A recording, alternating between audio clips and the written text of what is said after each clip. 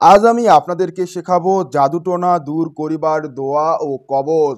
যদি কোনো লোকের প্রতি জাদুটোনা করা হয়ে থাকে কিংবা কোনো বস্তু খাওয়ায়ে থাকে, এতে জাদুর আসর হয়ে প্রাণনাশের আকাঙ্ক্ষা হয়ে থাকলে এই দোয়া ও কবচ বানিয়ে আসরগ্রস্ত রুগীর গলায় বেঁধে দিলে ইনশাআল্লাহ জাদুটোনা থেকে রেহাই পাবে।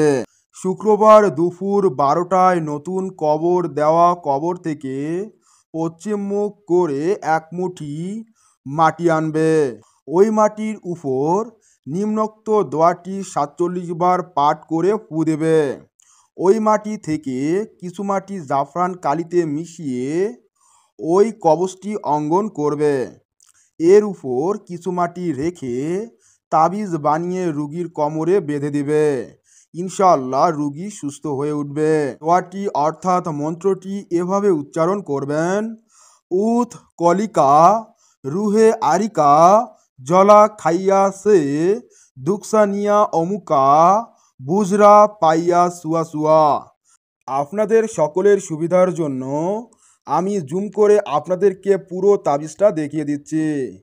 এখানে যেভাবে লেখা আছে ঠিক সেভাবেই আপনাকে লিখতে হবে। কোনোভাবেই ভুল ত্রুটি করবেন না। আপনারা এখানে ভালোভাবে লক্ষ্য করুন এবং তাবিজটি দেখে নিন। এই তাবিজটাই কিন্তু আপনাকে লিখতে হবে। আমাদের এই কাজটি সম্পূর্ণ ইজাজত পেতে আপনাকে এই কবিরাজি তন্ত্রমন্ত্র ইউটিউব চ্যানেলটি সাবস্ক্রাইব করতে হবে এবং ভিডিওতে লাইক দিয়ে এই ভিডিওর কমেন্ট বক্সে কমেন্ট করতে হবে। তাহলে আমরা আপনাকে সম্পূর্ণ ইজাজত দিয়ে দিব। আপনি কাজ করে আশা অনুরূপ ফলাফল লাভ করবেন ইনশাআল্লাহ।